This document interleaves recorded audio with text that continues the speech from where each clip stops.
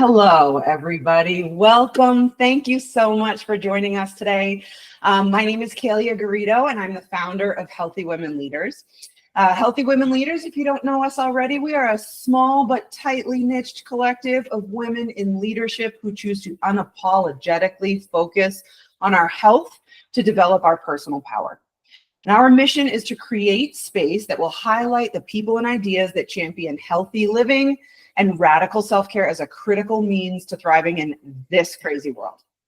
This video series, this is an unlock interview, and it features amazing women who have unlocked a truth through health or wellness that can be inspirational or educational or encourage other people to live better lives. And today, our guest is going to take us through what she has learned. I am honored to have Cass Cooper with us. She is going to be sharing more information with us about burnout in the workplace and its undeniable correlation to underrepresented groups. Cass Cooper is a prominent figure in the field of inclusive leadership, business ethics, and equity strategies. She is the founder and principal strategist of Know Better, Do Better Consulting, a business development consultancy that bridges DEI strategies with organizational development using an inclusive leadership framework.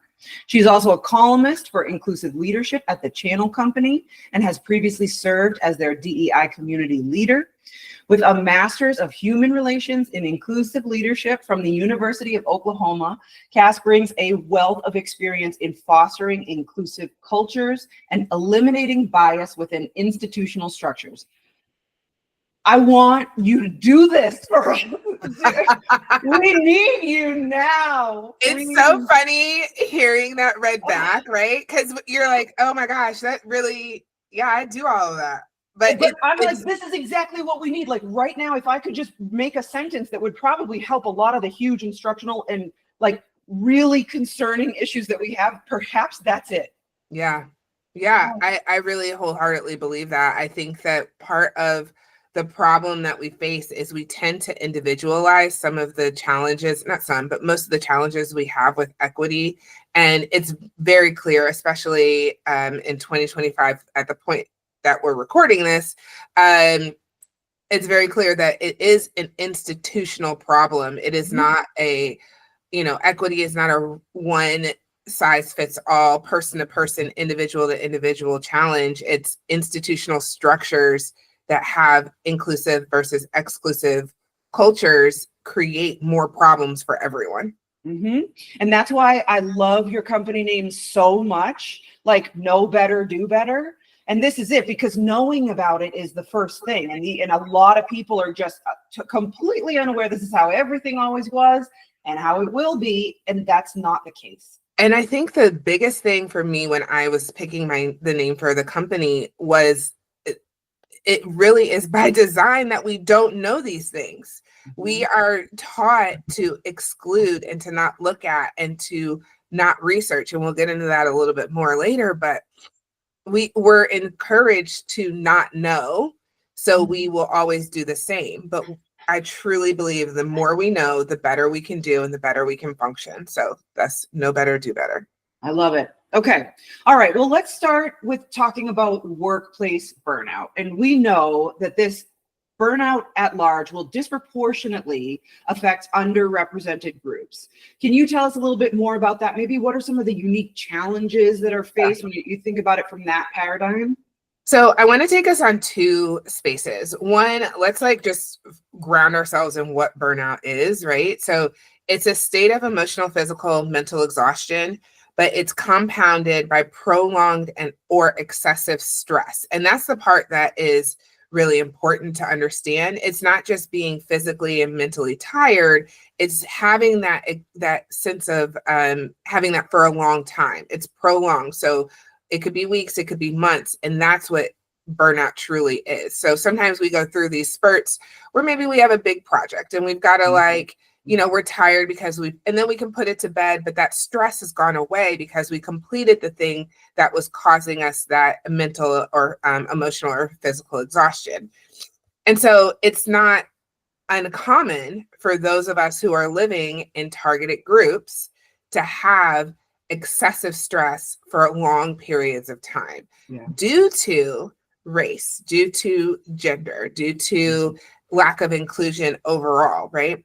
So one study found that 35% of underrepresented minority women, right, and 21% of underrepresented minority men in medicine specifically have experienced symptoms of burnout, which is important because they are actually the people who are in the front lines of treating us with burnout, right? And recognizing that. So if they're burnt out and recognizing that we're burnt out, where does that cycle kind of come from? And I have an example from my own story. So in 2020, like most of us, I was ripping and running. I was on a sales team. I was doing all the things.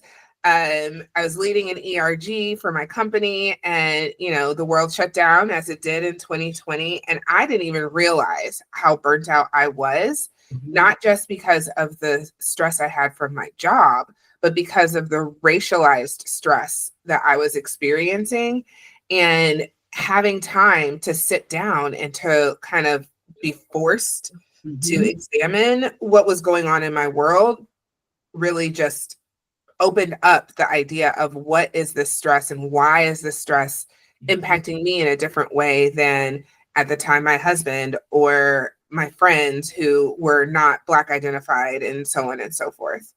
I could go on, but we're supposed to be having conversation. I don't want to just edge out the time. What do you think? What do you see?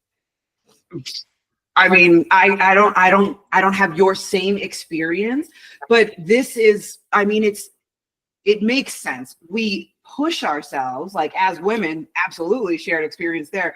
We push ourselves, go, go, go, go, go. And it's not just work. It's also with your at the time husband, and it's with your child or our families, our aging parents.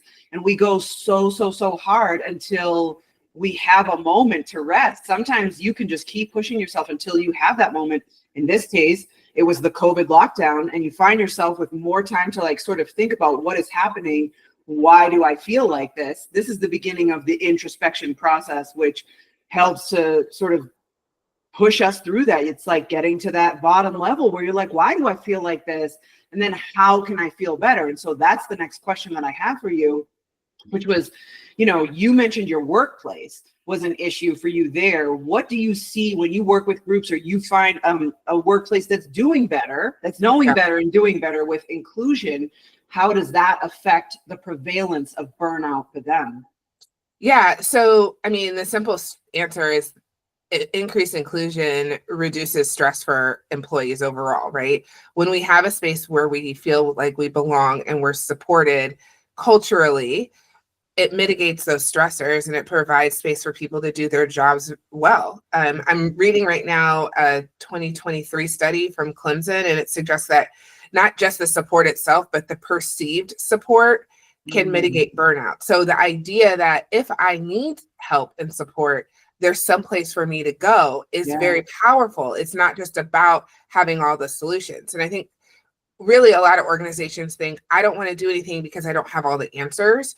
And you don't have to have all the answers. You just have to have a route for people to find them for themselves, right? And there's a reason why we call racism, sexism a health crisis, because it's the prolonged stress. And the idea that you have to do twice as much to get half as far, or you're representing all of the people in your group because you're the first, you're the only, and you have to also make sure you're not the last. Like all these different things create more stress. But if you have a space where you could, if you needed to, go and speak to someone who maybe knows a little bit more, or an employee engagement group, whatever that looks like, it helps reduce the stress of people's, and it really frees up people to do their job better, because that's ultimately what we're here for. So I'm not advocating that we need to be surface level. I think there is a depth that has to be had, but I think some attempt is better than no attempt at all, because people will perceive your workplace to be more inclusive before it actually is, which you have to get people's buy-in in the first place. Right. It's that perception of safety. It's that perception that you're in a safe environment, or that you have this support, whether or not you need it. Like how critically important is that? And so this leads me, that perception of safety as of this moment in which we are recording this interview in February of 2025, my question to you was, how has the landscape of DEI initiatives in the USA evolved? And I scratched it out and wrote devolved. Yeah. In recent years, yeah. that perception of safety has been eradicated. Yeah. I mean, eradicated, obliterated, right? It's actually very scary. And I also want to validate folks who are feeling that way. I'm definitely feeling that way. I have people in my life who are non-binary, trans, that I love and care about, that are experiencing, heightened awareness or heightened like fear, right? And it's not just a perceived fear, it's an actual real threat. So I want to honor people who are listening, who are experiencing that, because it's very, very real and it's not just in your head. So let's just level set that. I think in terms of the DEI landscape, or this backlash about DEI and these ideas that we need to rebrand equity and inclusion work, there's some validity there, but I think really what we're experiencing is a form of diversity fatigue, and it's led to like backlash. And so there's like this almost like cultural exhaustion by folks in the overrepresented majority and dominant groups, because now you've maybe since 2019, 2020 become heightened aware of the disconnect racially and with gender. And so it's like, okay, things that those of us who are in these targeted groups and these underrepresented minority groups have experienced for the duration of our lives, the majority of us, the majority group has now become more aware of that, and it becomes exhausting, right? And so it's like you're always being inundated, but because there's a majority group who either refuses to see, doesn't want to see, doesn't care, see the value and understanding, and or just wants things to go back to wherever when things were quote unquote great, which that's a whole other conversation for another day. But when there's this desire to push back to that because of the cultural stress and the diversity fatigue that we're undergoing, then it becomes so much more violent and visceral. And that's really what we're witnessing. So I like to sit on the side of, there will always be a fight for justice. We as human beings will always want to find spaces where we can be just and fair, because I really do believe that that is at our core. It's how do we define what justice and fairness and inclusivity mean, and who gets to decide that is really the question. And so that's what we're at. We're at this tipping point of who gets to decide what justice looks like. And I want to, in my heart, believe that we will come to a point where there will always be a fight for equity and a fight for inclusion. That's just the reality. The fact that we don't know that there has always been a fight for equity and inclusion is also by design, like I said earlier. So we got to remember our history. We got to remember those who have come before us. We have to take stock of the work that people are already doing. I mentioned the study at Clemson. Shout out to Sharia Tyler. Dr. Raquel Martin is doing great work. Myself. Like, there's a lot of people who have been doing this work for a long time that we just need to lean into their expertise to make sure that this tipping point is written by the people who can lead us towards justice and equity. Yeah, you make such great points. And it's like, I know we're not talking about some of it, but there are so many people, and I want to believe with you, Cass, that people are intrinsically good, that they truly care about all of people, every person, like, and then there's people like myself, and sometimes I just see the state of the world, or especially our country, and I can't fathom it. And it's mind-boggling that this is where we're at, when I thought we had made so much progress. And then people are shutting the door, blocking their ears, la, la, la. And like what you said, that was like kind of the first stage, but now it's like, no, we're going to go backwards. We're going to go back to the way that it has been. And I refuse to believe that the majority thinks like that, despite popular evidence. You made a really good point of, we want to believe that people are good. And that actually is such a great and insightful way of thinking about it, because the question after that is, who defines goodness and who defines people, right? That's the question. Because we are taught within these spaces that, and when I say in these spaces, within these systems of dominance and power, that certain people are just actually not people. We are taught to dehumanize people that we don't see, that we don't interact with. This is why inclusion work so much includes talking to people, having conversations, sitting eyeball to eyeball, and asking them about their experience. When you and I first met, that was one of the questions that I asked, like, tell me about you. Yeah.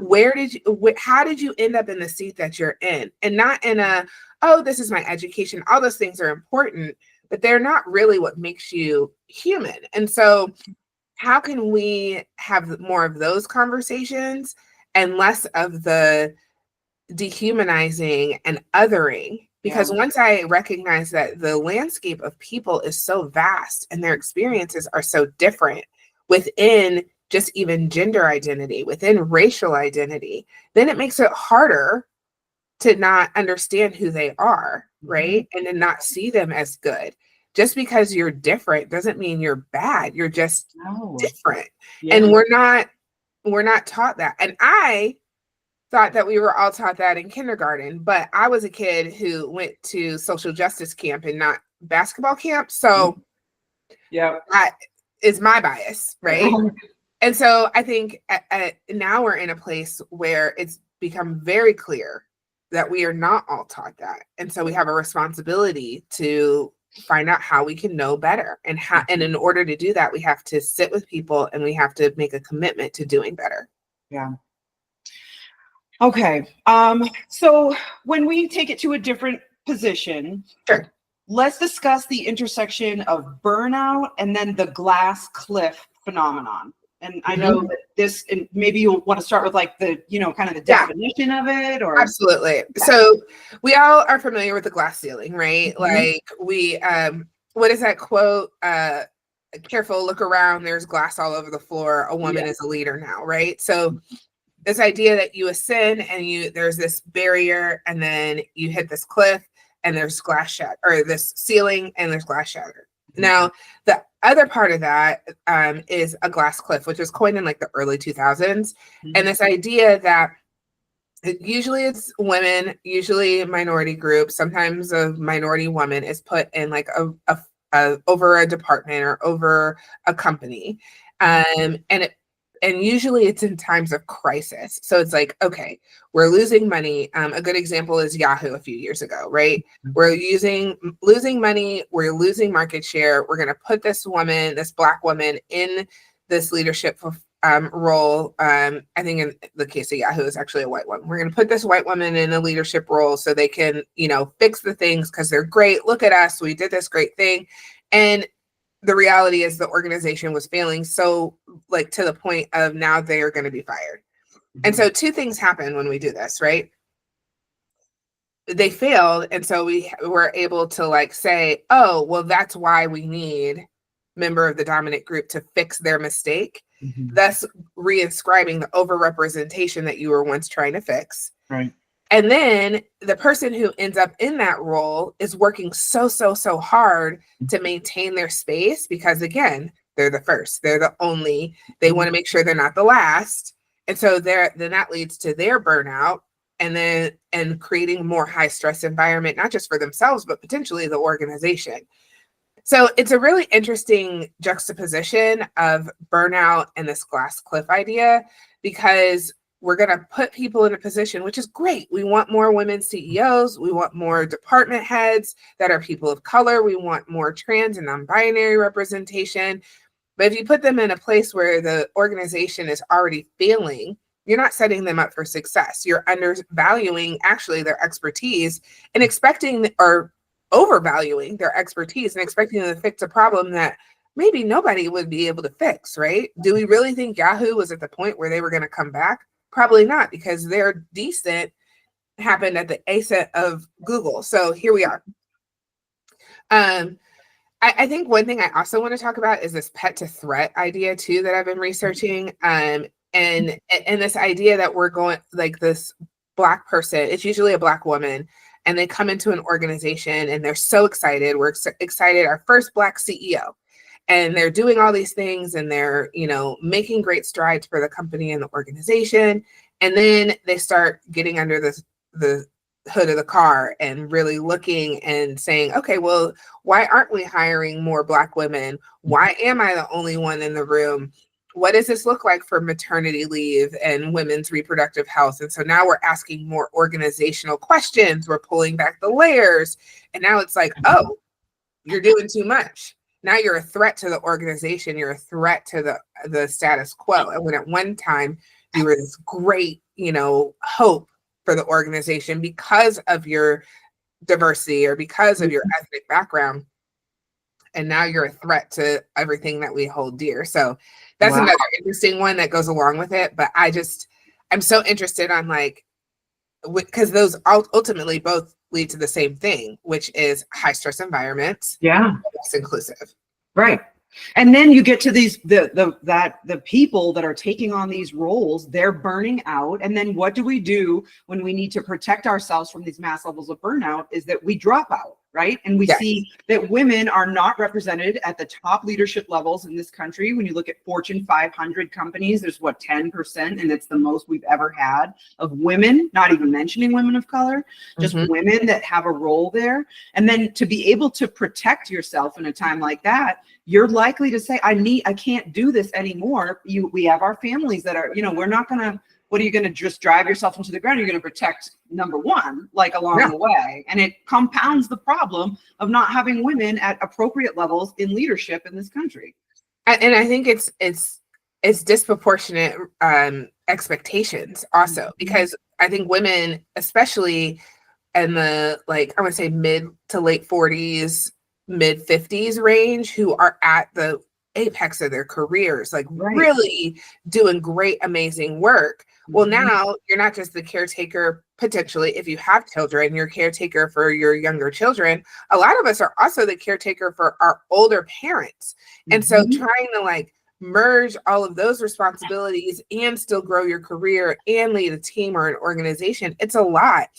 And unfortunately, the way that our culture is set up, the expectation is that you pull back and deal with family issues and not deal with your career. Or there's this guilt that's associated with when you want to lean into your career. What is that quote? We're supposed to parent like we don't have a job, but work like we don't have children. Like, that's wild. It's crazy. Especially given today's economic climate, like, we need money. Right. And so how are we supposed to continue when we don't have the structural resources to do so? And so having an awareness of these facts helps us create better policy, which I know we're going to go into the next question. So I'm going to And my last note on that is that, this is where they tell you, well, don't worry, Cass, you can have it all. You can do it all. You can work, you can have your family, you can take care of your parents, but there's no, like, real strategies to help. Total BS. You can't have it all. I'm sorry, listeners. I'm sorry, watchers. We can't have it all. We can have a lot. We can't have it all. Like, or at least not at the same time. Not at the same time. And I think that's and again, I always come back to this. That is structural. It's by design. We are put in a position where we must choose, right? We must choose which route we're going to, which I think choice is great, but who has access to the most choices exemplifies who has access to the most privilege. Absolutely. All right, let's talk about the forward look of this. What can we do? What are some strategies that organizations can implement to support employees that are coming from these diverse backgrounds when it comes to managing their work-related stress and preventing the burnout? Yeah, so I think I'm going to give you 4 of them, no particular order. I think if you do 2 or 3 of these 4, you're in a good set, right? I think the first is to promote a positive organizational culture, right? And understanding that cultivating inclusion is something that is ongoing and has to be done daily, but it can ultimately reduce burnout.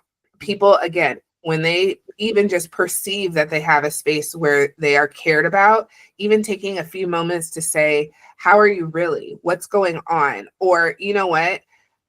I understand that your kid is sick, just log off, right? Trying to figure out ways to do those little tiny things add up to a big positive change, right? In your organizational culture. And don't just talk about it, be about it.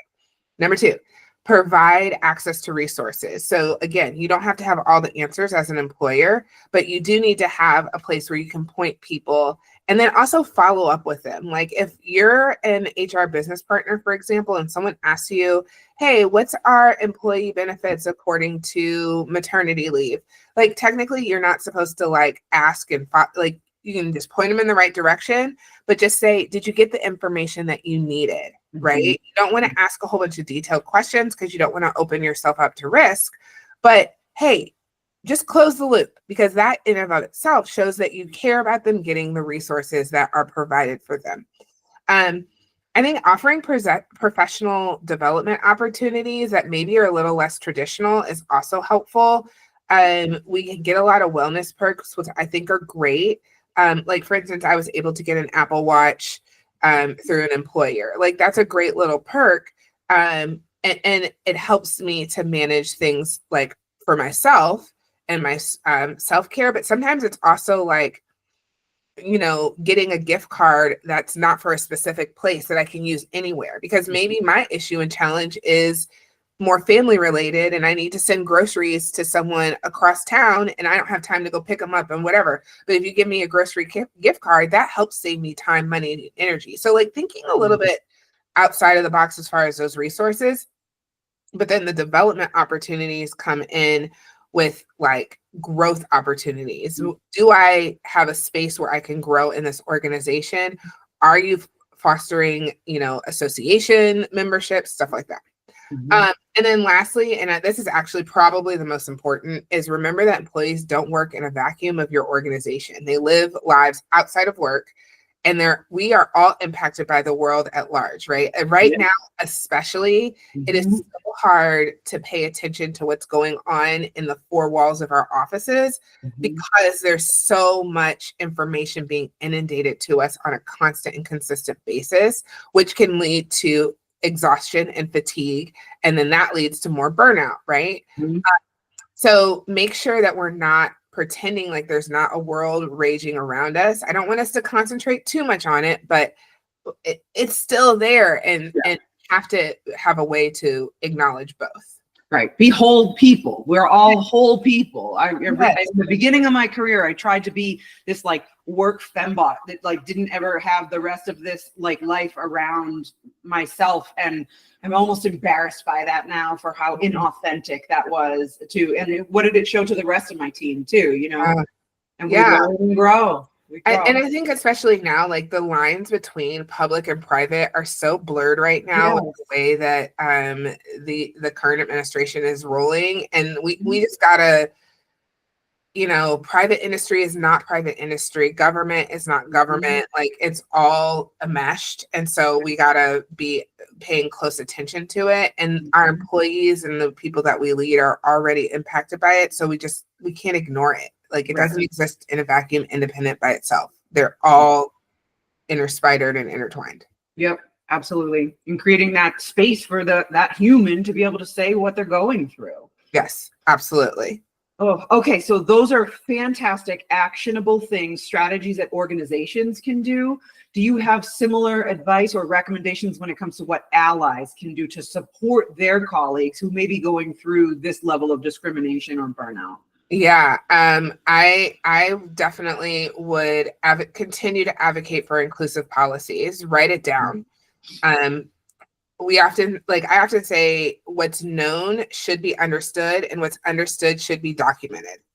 So promoting policies that foster inclusivity can really alleviate the burden for underrepresented employees, because then they know where to go for the policy. And we're seeing that with these DEI rollbacks, right? Like you have a policy, but then you're deciding to go back on it, but saying I'm still being inclusive. It's like, no, you should keep it documented.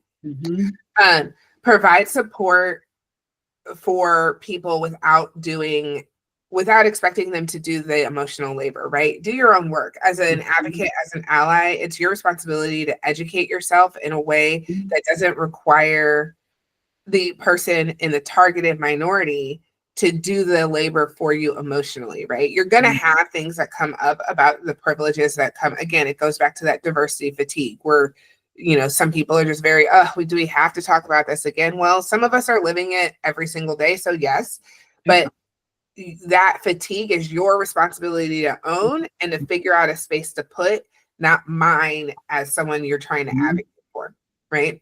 And finding other people who are also like maybe the same identity, who are going through similar things, right? If you're a white woman trying to navigate what to do in the support, like find other white women who are doing the same thing, like talk to each other and build community there. And then again, support of resources like directing your other colleagues who are maybe not as far in their advocacy and allyship into some of the things that have helped you. Don't gatekeep information. Like make sure that you're sharing the information that you have, because it can provide not just professional support, but emotional support as well. And that ultimately like brings communities together and helps people to understand where they can go for resources. So those are my tips. I love it. Super duper great point that you make about the emotional fatigue. Like what an important point that is that is yours to deal with. That's your part in this. That's for you. Don't put that on anybody else. Yeah. I think if you're hungry, you don't ask somebody else to eat for you. You go and find food. So if you're emotionally stressed, like you can't ask other people to hold that for you. You got to figure out a way to work on that for yourself, right? Yeah. You can do it with people, but you can't expect someone to do it for you all the time. Right. Okay. All right. My last question, what I like to ask everybody is like, if you could give one specific takeaway, just one nugget that you think would help people to live a happier or a healthier experience in this one day, what was the one thing that you would share? When I first was thinking about this, I really thought about like healthy boundaries and finding a way to say no to things. But I think I'm going to switch it. I guess now I'm giving you two.